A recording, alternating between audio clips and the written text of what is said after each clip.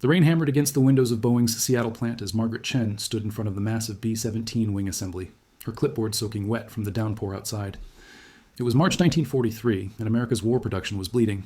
Not from enemy fire, but from something far more insidious: time.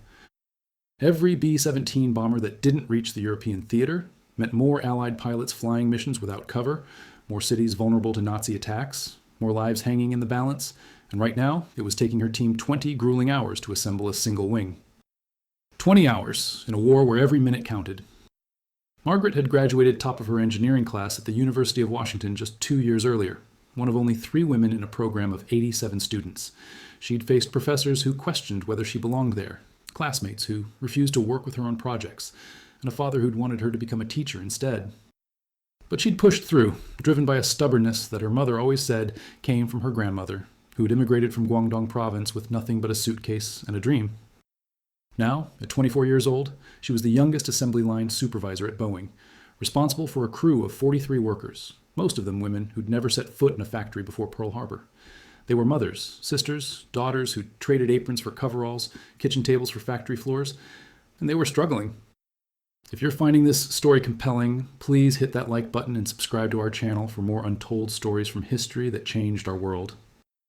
The problem wasn't the workers. Margaret watched them every day, saw their dedication, their determination. Women like Dorothy Martinez, a former schoolteacher from Tacoma who could now rivet faster than men who'd been doing it for years, or Betty Richardson, who'd left her job at a department store and now read blueprints like she was born to do it. The problem was the process itself. The B-17 Flying Fortress Wing was a marvel of engineering, a complex assembly of spars, ribs, stringers, and skin panels that had to fit together with millimeter precision. The current method involved building each wing on a massive jig, a process that required workers to crawl inside the wing structure, drilling, riveting, and fitting each piece one by one. It was tedious, backbreaking work that left people exhausted and error-prone. Margaret had been tracking the numbers obsessively. 20 hours per wing meant they could complete 2.4 wings per day with their current 3-shift system. But the military needed more, much more. General Arnold's office had just sent down new quotas, 5,000 B-17s by the end of 1944. At their current rate, they'd fall short by hundreds of aircraft. Hundreds of bombers that wouldn't make it to Britain, that wouldn't fly missions over Germany, that wouldn't help bring the war to an end. The weight of it pressed on her every morning when she walked through those factory doors. It was during one particularly frustrating night shift in late March that inspiration struck. Margaret was standing on the factory floor at 2 a.m, watching her exhausted crew struggle with a stubborn wing panel that wouldn't align properly. 3 workers were inside the wing structure, contorted into uncomfortable positions, trying to line up rivet holes that were off by just a fraction of an inch. Outside the wing, 2 more workers waited with bucking bars, ready to set the rivets once the holes were aligned. But something else caught her attention. Across the factory floor in the fuselage assembly area, she saw a completely different approach. The fuselage sections were being built in smaller subassemblies, pieces that could be worked on by multiple teams simultaneously before being brought together for final assembly. It was faster, more efficient, and it allowed for better quality control because each subassembly could be inspected before integration. Why weren't they doing the same thing with the wings? Margaret spent the rest of that night shift-sketching ideas in her notebook, her mind racing. What if they broke down the wing assembly into distinct sections? What if instead of building the entire wing on one massive jig, they created smaller assembly stations where teams could work on different parts simultaneously? The leading edge section could be built at one station, the main spar assembly at another, the trailing edge at a third. Then, instead of having workers crawl inside a partially completed wing to install internal components, they could build those sections separately and join them later. When her shift ended at 6 a.m, Margaret didn't go home. She went straight to the engineering office and began drawing up detailed plans. By the time her supervisor, Robert Thompson, arrived at 8, she had covered an entire drafting table with sketches and calculations. Thompson was a veteran Boeing engineer, 52 years old, with a weathered face and hands scarred from years of factory work before he'd moved into management. He'd been skeptical when Margaret was promoted to supervisor, had made his doubts clear in meetings, though he was professional enough to keep his concerns couched in terms of experience rather than gender. But he was also pragmatic, and right now pragmatism meant they needed solutions. He studied her drawings in silence for what felt like an eternity to Margaret. The rain continued outside, a steady drumbeat against the windows. Other engineers filtered in, stopping to look over Thompson's shoulder at the sketches spread across the table. Finally, Thompson looked up. His expression was unreadable. Margaret felt her heart pounding. felt the familiar tightness in her chest that came whenever she had to defend her ideas to men who'd been doing this work since before she was born. "This is crazy," Thompson said slowly. Margaret's heart sank. She'd been up for 22 hours straight, had poured everything into these plans, and now... "Crazy enough that it might actually work," Thompson continued, a small smile breaking through his stern expression. "The foremen are going to hate it. The workers are going to hate it. It's going to require retraining everyone, reorganizing the entire floor and building new jigs and fixtures. But if your calculations are right, Chen, this could cut our assembly time by more than half." More than half. Now, Margaret felt a surge of hope mixed with terror. What if she was wrong? What if she'd missed something critical in her calculations? But she'd checked them 3 times, had accounted for every variable she could think of. "I want to build a prototype station," Margaret said, her voice steadier than she felt. "Give me a small team, and let us prove the concept works. If we can show that the subassembly approach is faster and maintains quality, we can start converting the main line." Thompson nodded slowly. "You'll have 2 weeks. Pick your team, build your stations, and show me results.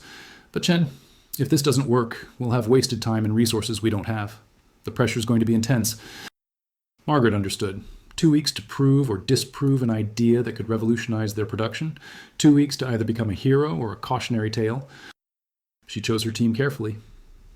Dorothy Martinez was her first pick, the former teacher, who had not only mastered riveting, but had a natural ability to train others. Margaret found her during the lunch break on a gray Tuesday afternoon, sitting in the cafeteria with a group of other women workers. Dorothy was 31 years old, with calloused hands that had once held chalk and now gripped rivet guns. Her husband, Carlos, was fighting with the army in North Africa, and she wore his high school ring on a chain around her neck, tucked beneath her work shirt. When Margaret explained what she needed, Dorothy's eyes lit up with an intensity that reminded Margaret why she'd chosen her. Dorothy understood that every minute they saved in production meant more aircraft reaching the boys overseas, meant her husband and thousands like him would have better air support, better chances of coming home. She agreed without hesitation, even though it meant leaving her comfortable position on the main assembly line to take a risk on an unproven method. Then there was James Wilson, an older machinist who'd been building airplanes since the biplanes of the 20s and knew more about metal fabrication than anyone in the plant. Wilson was 58 years old, thin as a rail, with silver hair and hands that never seemed to stop moving, always gesturing, as he explained some fine point of metalworking. He'd lost his son at Pearl Harbor, a boy of 19 who'd been serving on the USS Arizona when the bombs fell. Since that day, Wilson had thrown himself into his work with a fierce dedication that bordered on obsession. He worked double shifts when they'd let him, came in on his days off, as if every aircraft he helped build was a personal message to the Japanese who'd taken his boy. Margaret approached him in the machine shop, where he was training a new worker on proper drill speed for aluminum. Wilson listened to her explanation with his characteristic intensity, his eyes never leaving hers. When she finished, he was quiet for a long moment, the sound of machinery filling the silence between them. "My boy Jimmy wanted to be an engineer," Wilson finally said, his voice rough. "Used to watch me work, ask me a million questions about how things fit together. You remind me of him, Chen. Same fire in the eyes, same refusal to accept that something can't be done better." He paused, clearing his throat. "Count me in. Jimmy would have wanted to be part of something like this." She added 3 more women from her regular crew. Sarah Thompson, no relation to her supervisor, was 26 years old and had worked in her family's furniture business before the war. She understood joinery and how pieces fit together, skills that translated surprisingly well to aircraft assembly. She was engaged to a B-17 pilot stationed in England, a lieutenant named Michael who wrote her letters full of details about his missions, about the flak that tore through the sky, about the fighters that came at them out of the sun. Sarah read those letters during breaks, and Margaret could see the worry etched in her face. Every wing they built might be the one that kept Michael alive. Linda Hayes was different, quieter, more reserved. She was 34 years old, the oldest woman on Margaret's crew, and before the war she'd been a seamstress, creating elaborate wedding dresses and formal gowns for Seattle's wealthy families.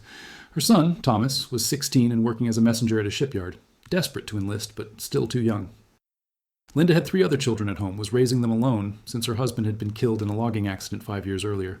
She needed this job, needed the money it brought, but more than that, she needed to feel like she was contributing to something larger than herself, needed to believe that her work mattered. Maria Gonzalez completed the team, 29 years old, mother of 2, with a husband serving in the Pacific, and a quiet determination that reminded Margaret of steel wrapped in velvet. Maria had grown up in a fishing family in San Diego, had learned to work with her hands from her father, who'd taught her to repair nets and engines before dawn so the boats could go out with the tide. She'd moved to Seattle after Pearl Harbor, leaving her children with her mother so she could work in the defense plants. Every paycheck she sent home, every hour she worked was for her kids, for their future, for a world where they wouldn't have to fight another war. The real challenge came when she approached Henry Sullivan, the head of the tool and die shop. Sullivan was 60 years old, built like a barrel, with a permanent scowl and a reputation for not suffering fools. He also controlled access to the resources Margaret needed to build her experimental jigs and fixtures.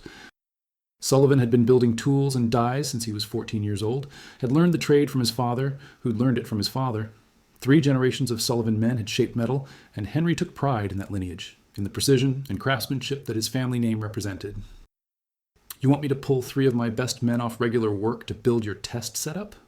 Sullivan growled when Margaret presented her request.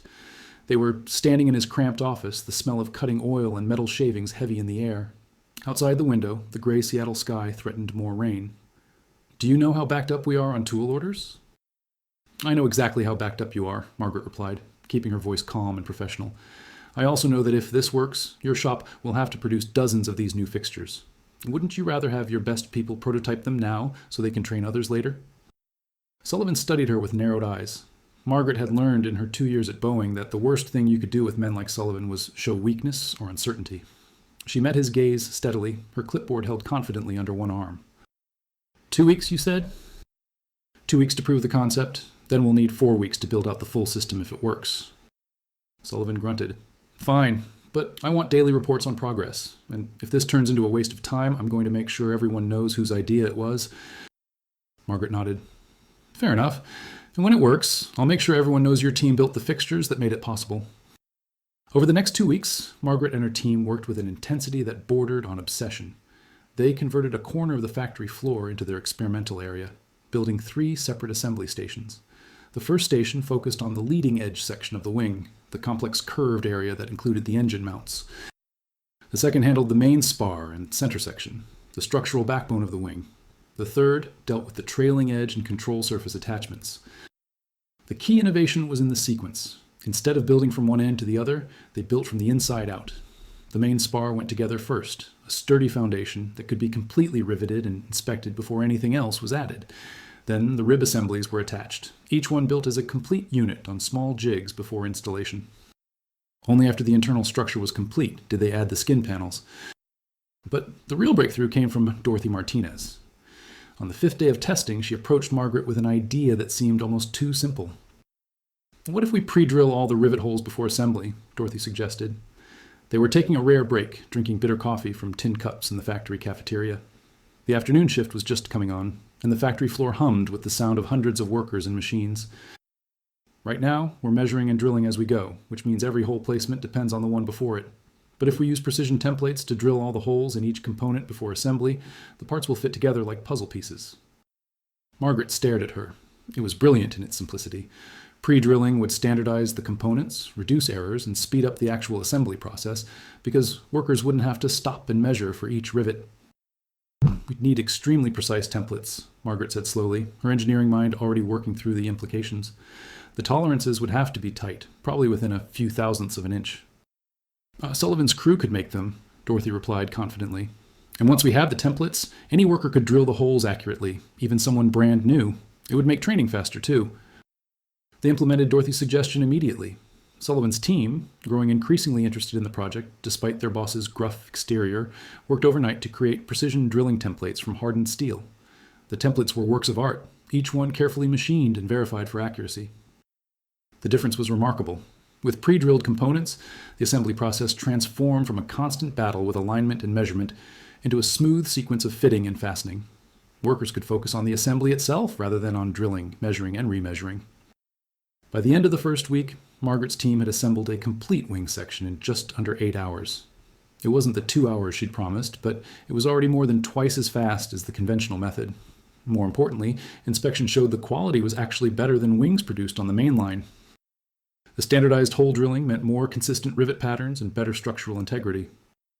But 8 hours still wasn't good enough. They needed to be faster. The breakthrough came during the second week, and it came from an unexpected source. Maria Gonzalez, one of the quieter members of Margaret's team, had been watching the assembly process intently, timing each step with a stopwatch she'd borrowed from the engineering office. "We're waiting too much," Maria announced during a team meeting on the 10th day. She was 29 years old, a mother of 2 whose husband was serving in the Pacific. Before the war, she'd managed the kitchen at a busy restaurant, experience that had taught her how to optimize workflow and minimize wasted motion. Look at these times. 7 minutes waiting for the next component. 4 minutes waiting for inspection. 11 minutes waiting for the jig to be adjusted. We're spending almost as much time waiting as we are actually working. Margaret looked at the data Maria had collected. She was absolutely right. The assembly process itself was reasonably fast, but the gaps between steps were killing their overall time. We need to pipeline the process, James Wilson suggested. The veteran machinist had been quiet for most of the project, but now he leaned forward intently. Think about Henry Ford's automobile line. You don't wait for one car to be completely finished before starting the next one. You have multiple cars at different stages, all moving through the system together. But wings aren't cars, Sarah Thompson pointed out. They're much more complex, and we can't exactly put them on a moving conveyor belt. No, but we can have multiple wings at different stages on different jigs, Margaret said, excitement building in her voice. Station 1 starts a wing. When they're done with their section, it moves to Station 2, and Station 1 immediately starts the next wing. By the time Wing 1 is finished at Station 3, Station 1 has already started Wing 3, and Station 2 is working on Wing 2. It required another reorganization of their experimental area, but the concept proved sound. By staggering the work across 3 synchronized stations, they eliminated almost all the waiting time. Components were prepositioned at each station. Inspections happened while the next operation was being set up. The jigs were designed for quick changeover, with pins and clamps that could secure a wing section in under a minute. On the 14th day, exactly 2 weeks after she'd started, Margaret's team assembled a complete B-17 wing in 2 hours and 43 minutes. Better yet, they had 3 wings at various stages of completion, which meant they could sustain a production rate of 1 complete wing every 3 hours once the pipeline was full. Thompson brought a delegation of senior Boeing managers and Army Air Corps officers to witness the demonstration. Margaret's stomach churned with anxiety as her team went through the assembly process. Everything had to work perfectly. Any mistake, any delay, and her credibility would be destroyed. The wing came together like clockwork. At Station 1, Dorothy and her team had the leading edge section completed in 54 minutes. At Station 2, the main spar and center section were assembled in 61 minutes. At Station 3, the trailing edge and final integration took 48 minutes. Total elapsed time from start to finish, 2 hours and 43 minutes, exactly as they'd achieved in practice. When the final inspection confirmed the wing met all specifications, Thompson turned to the visiting officers with a slight smile. Gentlemen, I believe we've just solved our production problem. Implementation across the entire factory was a massive undertaking. It required retraining over 300 workers, reorganizing the entire wing assembly floor, and building 42 new jigs and fixtures. Sullivan's tool and die shop worked around the clock for 6 weeks, and there were inevitable problems and setbacks that tested everyone's resolve. The first major crisis came during the 3rd week of full-scale implementation. A batch of pre-drilled rib components arrived at the assembly line with holes that were off by nearly 1/8 of an inch. It was a catastrophic error. Margaret traced the problem back to a machinist who'd been using a worn-out template, one that had warped slightly from repeated use in the heat of the drilling process. 57 rib assemblies had to be scrapped, representing nearly a full day's production and thousands of dollars in wasted materials. The plant manager, a hard-nosed executive named Richard Foster, called Margaret into his office that afternoon. Foster was in his late 50s, a company man who'd been with Boeing since the 20s, and he was not happy. His office overlooked the factory floor, and through the window, Margaret could see workers scrambling to make up for lost time. This is exactly the kind of problem I was worried about, Foster said, his voice cold. Your new system depends on precision at every step. One mistake, one worn template, and we're throwing away a day's worth of work. The old method might have been slower, but at least we could catch errors before we'd wasted 57 assemblies. Margaret felt her stomach tighten, but she kept her voice steady. You're right that we need better quality control on the templates, but the old method had its own waste problems. We just didn't see them as clearly because the errors were distributed throughout the process, rather than concentrated in one place. I can show you the scrap rates from before we implemented the new system. She'd come prepared, had brought 3 months of production data that showed the old method had actually produced more total waste, just in smaller, less visible increments. A rivet hole drilled wrong here, a panel that didn't fit quite right there, countless small errors that added up. The new system made waste more obvious, but it was actually more efficient overall. Foster studied the data, his expression unreadable. Finally, he nodded. Fix the template quality control issue. You have 1 week. If we have another batch failure like this, we're going back to the old method. Margaret and Sullivan's crew worked 80-hour weeks to solve the problem. They developed a new inspection protocol for all drilling templates, checking them for wear after every 50 uses. They created backup templates for every component, so production wouldn't stop if one needed repair. And they implemented a numbering system that tracked which template had been used for which batch, so any errors could be traced immediately. But the technical problems weren't the hardest part. The real challenge was human resistance to change. Many of the experienced workers resented the new methods, felt that their expertise and knowledge were being devalued. They'd spent months or years learning to build wings the old way, had developed skills and techniques that made them valuable, and now they were being told that a new system was better. Frank Brennan was the most vocal opponent. He was a 43-year-old riveter who'd been with Boeing since before the war, a big man with a bigger voice and a following among the veteran workers. He'd been skeptical from the start, had made no secret of his opinion that Margaret's system was an untested risk dreamed up by someone who didn't understand real factory work. The confrontation came during a particularly tense shift change in late May. Margaret was on the factory floor, checking on one of the new assembly stations, when she heard Brennan's voice rise above the general noise of the plant. "This whole thing is a joke," he was saying to a group of workers gathered near the time clock.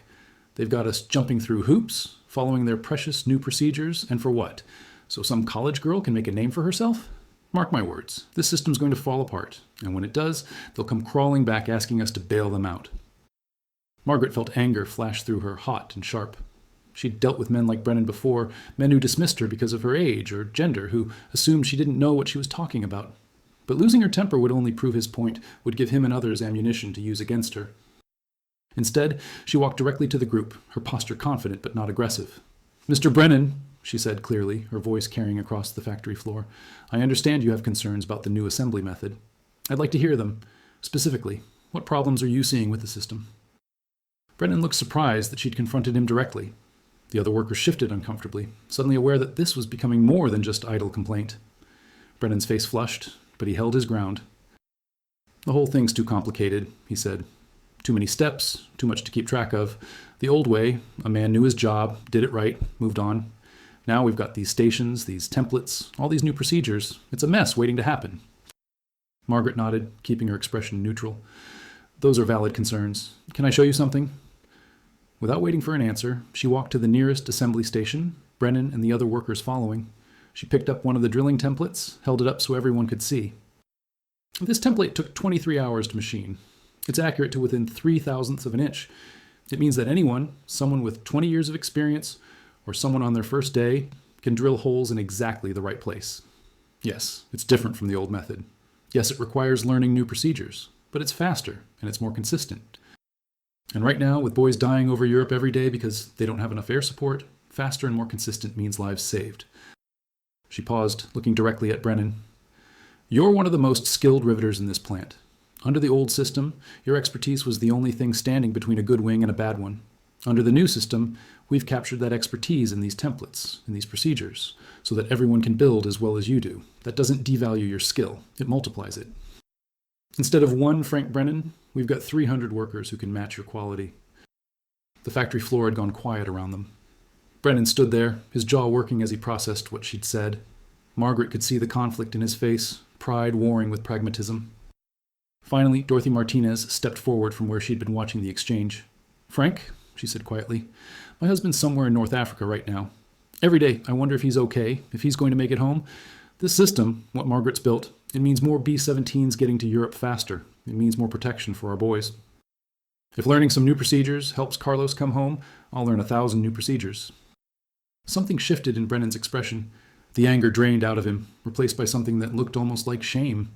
He'd been thinking about his pride, his status in the plant hierarchy, while Dorothy was thinking about her husband. They all were. Sarah thinking about Michael, Wilson thinking about the son he'd lost, Maria thinking about the husband she'd left behind and the children waiting for her in San Diego. "Yeah," Brennan said finally, his voice gruff. "Yeah, I guess you're right." He looked at Margaret, and while there was no warmth in his expression, there was at least a grudging respect. "I'll give it a fair shot." The tension broke. Workers returned to their stations. The normal sounds of the factory resumed. But something had changed. Word of the exchange spread through the plant, and resistance to the new methods began to fade. It wasn't that everyone suddenly loved the Chen sequence, but they understood why it mattered, understood what was at stake. But Dorothy, James, Maria, Sarah, Linda, and the others kept pushing forward. They became trainers, teaching other crews the new methods. They refined the process further, finding small improvements that shaved minutes off the assembly time. and gradually the results became undeniable. By June 1943, Boeing's Seattle plant was producing B-17 wings in an average of 2 hours and 15 minutes, a 90% reduction in assembly time. Production rates for complete aircraft jumped from 1.2 planes per day to 4.7 planes per day. By the end of 1943, they were producing 16 B-17s per day, far exceeding the original quotas. The impact rippled beyond Boeing. Margaret's assembly method, which engineers started calling the Chen sequence, was shared with other aircraft manufacturers through the War Production Board. Douglas Aircraft adapted it for the C-47 transport production in Long Beach, California. Consolidated used similar principles to speed up B-24 Liberator production in San Diego and Fort Worth. North American Aviation applied the concepts to their B-25 Mitchell bomber line. The combined effect was staggering.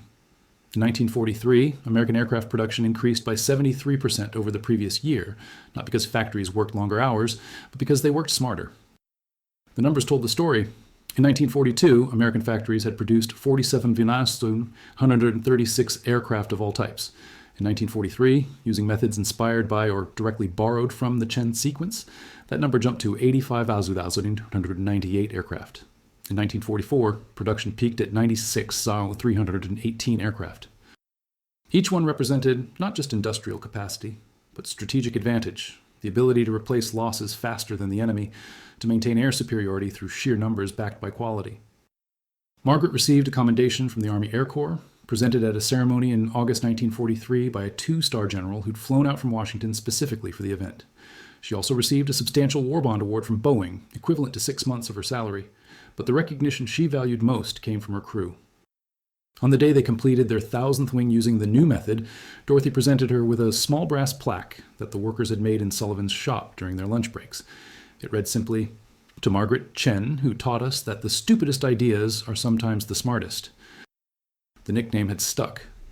Workers on the factory floor called it the stupid sequence, because it had seemed so radical, so different from established methods, that initial skeptics had dismissed it as foolish. But the name became a badge of honor, a reminder that innovation often means having the courage to question conventional wisdom, to look at something everyone accepts and ask why it has to be that way. Sullivan's shop created a small metal plate that they attached to the first assembly station, commemorating the innovation. It listed the names of Margaret's original team: Dorothy Martinez, James Wilson, Sarah Thompson, Linda Hayes, Maria Gonzalez. And at the bottom, it listed Frank Brennan's name too, recognition that even skeptics could become believers when shown the evidence. The war continued, of course. The B-17s that rolled off Boeing's production line with wings assembled using the Chen sequence flew thousands of missions over Europe. They bombed ball-bearing factories in Schweinfurt, where the flak was so thick you could walk on it. They hit oil refineries in Ploesti, running the gauntlet of fighters and ground fire. They dropped supplies to resistance fighters in France and Italy. They came home with pieces shot away, with engines smoking, with wounded crews. But those wings held together because they'd been built right, built with precision and care by workers who knew what was at stake. Sarah Thompson's fiancé, Lieutenant Michael Peterson, completed his 25th mission in December 1943 and came home. He and Sarah were married in a small ceremony at a Seattle church, with Margaret and the rest of the wing assembly team in attendance. Michael walked with a slight limp from shrapnel wounds, but he was alive, and that was what mattered. Dorothy's husband, Carlos, made it through North Africa, then Sicily, then the long, brutal campaign up the Italian peninsula. He came home in the spring of 1945, thin and weathered, but whole. The first thing Dorothy did when she saw him was show him the brass plaque, explain what she and Margaret and the others had done. Carlos held the plaque for a long moment, tears streaming down his face, unable to speak. James Wilson never got his son back. Jimmy was gone, lost with the Arizona at the bottom of Pearl Harbor. But Wilson kept working, kept training young workers, kept improving the system. He'd found a kind of peace in the work, in knowing that every aircraft they built gave other fathers' sons a better chance to come home. Maria's husband survived the island-hopping campaign in the Pacific, came home in late 1945 after the Japanese surrender. Maria moved her family back to San Diego, but she and Margaret stayed in touch, writing letters back and forth for decades. Maria went back to school after the war, got a degree in industrial engineering, and spent 30 years improving manufacturing processes in various industries. She always credited Margaret with showing her that she was capable of more than she'd imagined. Linda Hayes' son, Thomas, enlisted the day he turned 18 in March 1944. He survived the war, came home, and used the GI Bill to become an engineer. Years later, he would tell people that his mother had helped build the wings that won the war, and the pride in his voice was unmistakable. Years later, after the war ended and the factories returned to peacetime production, Margaret would speak at engineering conferences about those crucial weeks in early 1943. She always made sure to emphasize that it wasn't one person's brilliance that had made the difference. It was a team of dedicated people who refused to accept that slow, inefficient methods were the only way. It was Dorothy's insight about pre-drilling, James' experience with manufacturing principles, Maria's attention to workflow, the skilled craftsman in Sullivan's shop who turned sketches into precision tools. Engineering isn't about individual genius, Margaret would say. It's about collaboration, persistence, and being willing to try something that everyone else thinks is stupid. The B-17s that rolled off Boeing's production line with wings assembled using the Chen sequence flew thousands of missions over Europe. They carried crews who bombed German factories and rail yards, who fought through flak and fighters, who came home with shot-up wings that somehow held together. Those wings, built in 2 hours instead of 20, helped turn the tide of the air war over Europe. But perhaps the most lasting legacy of those frantic weeks in 1943 was simpler. Margaret Chen proved that innovation could come from anywhere, from anyone, regardless of age or gender or background. She proved that the pressure of war could reveal not just the worst in people, but also the best, the creativity, courage, and determination to find better ways of doing things. In the cold rain of a Seattle spring, in a factory filled with the sound of rivets and the smell of metal and oil, a young engineer and her team had changed the course of history 2 hours at a time. They had taken a problem that seemed insurmountable and broken it down into manageable pieces. They had questioned assumptions, tried new approaches, and refused to give up when the pressure mounted. That's what innovation really looks like. Not a single moment of inspiration, but weeks of hard work, collaboration, and continuous improvement. Not one genius working alone, but a team of dedicated people supporting each other and building on each other's ideas. The Chen sequence saved thousands of hours of production time, but more importantly, it saved lives by getting desperately needed aircraft to the crews who flew them. Every B-17 that reached Britain a week earlier, every mission that could be flown because production had accelerated, and every crew that had proper air cover because more bombers were available, all of it traced back to a young woman who looked at 20 hours and refused to accept it as good enough. That's the power of questioning the status quo. That's the impact one person, one team, one stupid idea can have when given the chance to prove itself.